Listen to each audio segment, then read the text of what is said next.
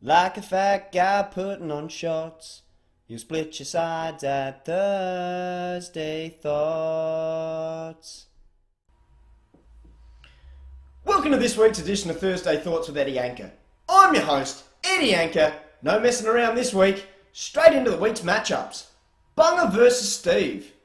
One might think 6th versus 7th could be a mouth-watering encounter. One might be wrong. With the season all but done and dusted for the bottom 6 teams, it's now time for the top 6 to settle in and battle it out for those top 4 spots. For the remaining 6, they will be trying their hardest to ruin as many teams' seasons as possible on the way home. These 2 teams are actually the worst 2 performed teams of the entire season based on where they were in the draft order. Being that 4 of the original top 6 teams in the draft fill 4 of the top 4 spots, these 2 have had to, 4 of the top 6 spots, these 2 have really had to reach new depths to be sitting this low on the ladder. I think this might be a week that Bunga gets his mojo back and cuts Steve to ribbons. Having to choose who you want to win this game is like choosing between a hanging or a firing squad. Both will be painful and both end results are just as bad. I think Bunga can get the job done though, by 49 points. Now, the Commish versus Robbo. If nothing else other than to tempt fate, the early call is being made for the first time this year. The Commissioner is playing the bye this week. That's right, the bye. Even though the team sheet says Robbo on top, we know the Commish has the bye this week. We all know this is the Commish's chance for a week off. He's been spotted in several local nightclubs as he has little concern for his opposition this week. Just being a matter of turning up should ensure victory this week. On a positive note though, happy birthday to Robbo. I'm just glad you've had at least one thing to look forward to this week, because it's certainly not going to be your Supercoach results. The Commish by an astounding 300 points. Now, we move on to Ben versus Tricky. Desperado.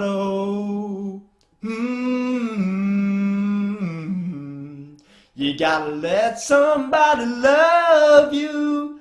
Let somebody love you. Oh, Ben. He's a desperado. Talk about a team in crisis. It is really desperate down there at Ben's team.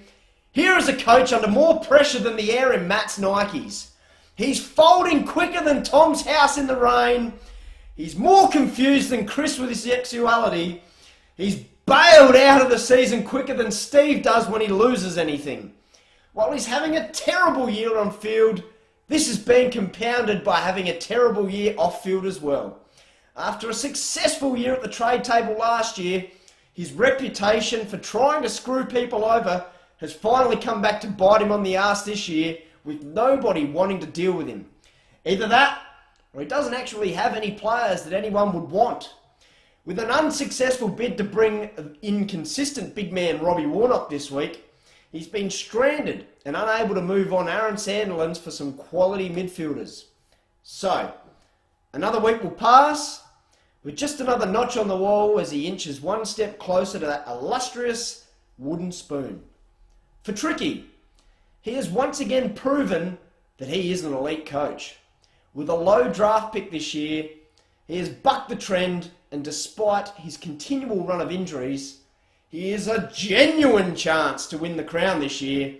With a big boost in percentage coming up this week, it will be a nice tune-up for his superstar lineup this week. Tricky by 240 points. Tom versus Matt. It's time! One round for the Thunderdome very heavyweight champion of the world in the main event of the evening. Introducing first, fighting out of the blue corner. This man stands at 5 feet 11 inches tall, weighing in at 34 kilos. He specializes in bum fighting and tin can collecting. by way of Wingfield, South Australia, the former Thunderdome leader of the league, Tom the Hobo. And fighting out of the red corner, this man stands at 7 feet 9 inches tall, weighing in at 3 metric tons. He specializes in sumo wrestling, and he once consumed an entire buffalo. By way of the Great Southern Ocean, the current, defending, undisputed, overweight leader of the league, Matty Moo Moo. In the top of the table clash this week, Tom and Matt will be battling it out for a clear lead and a death blow in the race for the title. After Tom was rolled by a revitalised Chris last week, and Matt used his get out of jail free card to fall in dubious circumstances to the commish, it makes for a match worthy of a top billing this week. The only reason Matt won last week is now gone from his list, and he's moved Brendan Goddard onto Callum's team. In replacement, he gets Dane Swan and Heredier Lumumba. With Swan having a very good record against the Hawks, Matt will be hoping he turns around his recent poor form very quickly. Tom will be hoping last week was just a one-off as he looks to regain what many concede to be his rightful spot at the top of the league. With Goddard moved on, I can't see any way Matt can win this week. Tom by 29 points. Now we move on to Hayden versus Callum. It would seem about the right time for the fraud to be exposed. Hayden has managed to saunter through this season. He is pretty much the Fremantle of this competition.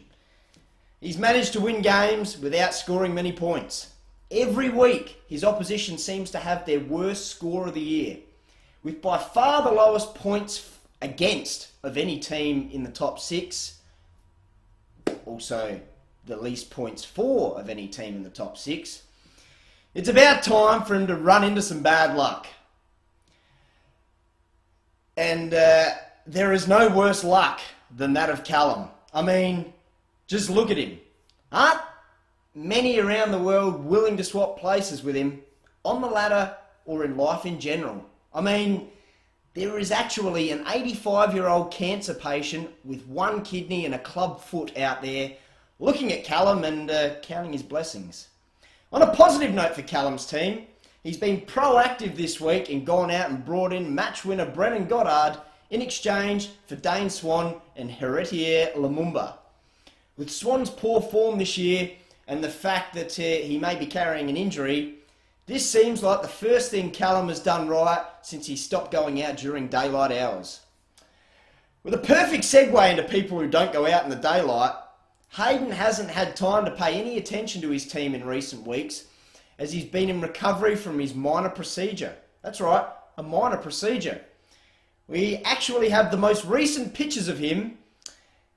His plastic surgery didn't quite go as planned. As you can see, in his typical Jew tight-fisted approach, he's gone for the cheapest option possible. It's hard to pick a winner in this one, with the gods seemingly on Hayden's side all year. I think Callum's recent good form and the inclusion of a big-time player, surely the time has come. Callum by 120 points. Now we move on to Andy versus Chris. If you saw these two walking towards the footy ground, fair chance you'd tap them on the shoulder and point them in the direction of the library. Let's be honest, the hardest thing about these two is the algebra equation on their whiteboards. Yet, they have managed to put together some fairly respectable results of late. Well, Chris has anyway. He's dragged himself up by the bootstraps and well away from the battle of the spoon. He's managed to win 4 of his last 5 games. Andy, on the other hand, has actually repurposed his DraftBot computer program, and he uses it now to alert him when he needs to reapply the SPF 50 to his arms and face to avoid getting computer screen burn. It's also used to remind him that he needs to ensure that he wears a hat when he's exposed to a 60-watt globe or more. He has sensitive skin, so be nice. This game is poised to be a whitewash. Pardon the pun. Chris's recent form has been outstanding, and I cannot see any reason for that to change this week. Andy will be set to announce his retirement from the Thunderdome in the coming weeks, so that he can concentrate on sorting and stacking out his sock drawer. Apparently on Monday evenings, if he's lucky, he's allowed to sort the blue ones next to the red ones, just to mix things up in the bedroom, you know. The only way I can see Andy arresting this current slide is if he lets Jenny take complete control of his team. Chris by 134 points. Now we move on to the ladder. We have a new leader at the top of the tree after Tom faltered and Matt pulled a victory out of his substantial arse to move his way to the top of the table. Hot on their heels is Tricky, who is in outstanding form with a few gun players to come back to the lineup. It seems like a battle between three, as Hayden will eventually be found out and start his descent down the ladder. Although, with the likes of Andy and Bunga below him, perhaps he won't. Right down the bottom is where all the real action is taking place, as the commish, Robbo and Ben are locked away in a three-way tie for last place. With a significant loss set for Robbo this week and a huge victory coming for the commish, it is likely to be a toss of the coin between Ben and Robbo come season's end. Now, this is the voice, Thunderdome style. Thursday Thoughts is launching a new and outstanding competition this week. This is a chance to win 1,000 rupee and a boatload of respect from your peers. With a far-reaching audience, you could be the next big thing. We're calling it the Eds Factor. Each week, we'll be showing potentially the next big thing in music. So, what I want to see is you start sending in your video or audio of a 1-minute clip of you singing your favourite song. Now, this week's first entry comes from our very own Thunderdome's finest, Callum. Now, as we see by the photo here of Callum that he sent in, he's the guy jumping over the back on the photo. He's the one with those eyebrows. So, without further ado, Callum with Aerosmith's classic, I Don't Want to Miss a Thing.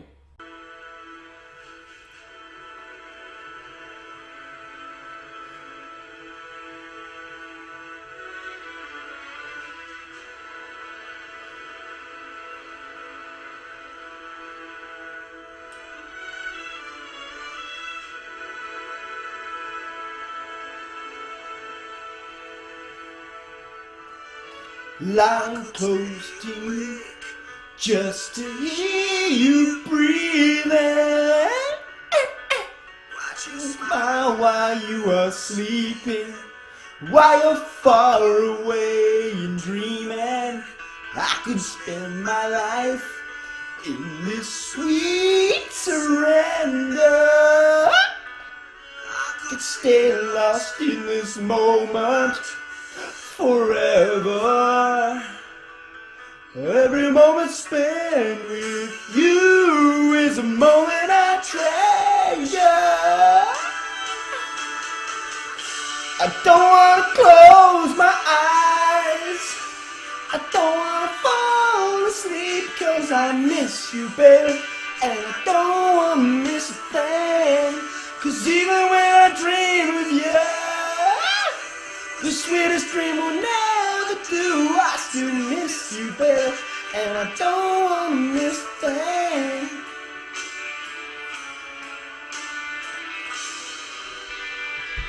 Thank you very much for that brilliant entry, Callum. So, if you want to be part of all the fun and games, send in your entries to the email below.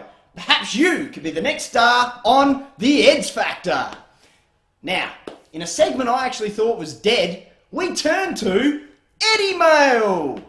It is clear we have a few fans out there, none more than superstar forward midfielder Dane Swan. Not only has he sent in an email this week, he's actually agreed to come on the show live and read it out. Let's check it out. G'day, Swanee here, mate. Long time watcher, first time emailer. Just wanted to use this public forum to thank Cal M for trading me. Dane Swan plays second fiddle to no man. And at no stage that cunt had a C on Yench ahead of me. Matty fucking Yench captain ahead of me. Fucking turn it up. I do want to sincerely thank Callum for not trading me to Bunga. Shit team name, shit coach, shit players. I'd sooner fucking retire than go to Bunga's team. Pretty keen to link up with my new teammates at Matt's team though. My slave is even coming with me. Old Billy Longer. Fucking Billy. Hey, fucking hell. Don't mind me, boys. Just a sneaky energy drink. Anyway, Mick Gatto and I are off to celebrate. Keep up the average work, Eddie. Thanks for stopping by. Thanks for stopping by, Swanee. Good luck with the game this week. Now, we also received a second email this week from our faithful viewer, Pat. Now, old fucking Pat. I take everything he says on board. He has a few good ideas, actually. He just tends to drag out his emails a bit. So, as I do, I'll have to frickin' cut it short and sweet right down the line. Now, first of all, he suggested for this year's yearly wanker that we do a kind of recap on all of the weekly wankers for the year and have a viewer's vote on who wins the award. I actually quite like that idea a lot. So what I'll do, we'll forget about it for now. We'll wait until we get toward the end of the season and then I'll bring it out as my own idea. Thank you very much. He also made note of the slight drop in quality of the show of late. Now, in response to that, I say, actually, I don't say anything. Have you been fucking listening to the last 10 minutes of Rolled Gold? I may actually review the timing of the show, though, to try and maximise the output. I mean, it means changing the theme song and the name of the show, so be it. Perhaps Up Late with Eddie is more of an appropriate name. Well, anyway, cheers to the email, Pat. Now, we get back to some sort of normality for the show, for the second half, mind you. We move on to Free Agent of the Week. We're going for one from a little from left field this week. On the back of Elliot Yo's broken hand, I think this will give stocky halfback midfielder Brad Shepherd from West Coast a great opportunity to fill the hole that has been left by the ever-improving Elliot Yo. He has a solid overhead mark and is absolutely unrelenting at the contest. Last week he scored a solid 99 points against the Gold Coast, and I can't see that figure being reducing anytime soon when he comes up against the Saints this week. So, Brad Shepherd, good solid midfielder. I think it's time for somebody to get on board him.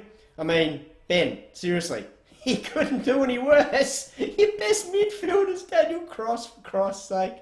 Oh, man.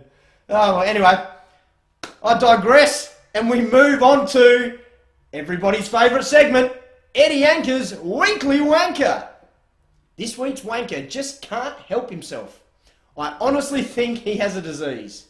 Never have I met a more pathological liar in all my life. He just can't help himself. I asked him his name the other day and he told me his name was Dave. This gentleman has prior convictions in this lying field. Everyone remembers the famous 6-goal game by Scott Lysette that wasn't actually 6 goals, or any number of trifectas that he was going to back, but didn't. Now, you can tell a little white lie about something that nobody has the ability to check up on. But, where you seem unable to grasp the concept of expanding the truth is, you don't lie about stats and figures that any bonehead can very well look up for themselves. I've never seen a man with more pimples on his tongue, not the cheeky tongue, a longer nose, like Pinocchio, or his pants engulfed in flames more than this week's wanker. Now, if you're going to tell me a player had a few more touches than he actually did, perhaps increase it by maybe 2 or 3, not 13! 13! For trying to convince the entire group of fantasy football freaks that Josh Caddy in fact had 35 touches last week, when in actual fact he had 22. Bunga! once again, you can consider this a doubled up award for your piss poor effort at beer pong on Monday as well. The cups on the end of the table are there for a reason. Throw the ball in them. Poor old Callum has had enough pathetic defeats in the last 2 years without you adding to them. Everybody have a great weekend. Good luck with your teams. See you next week.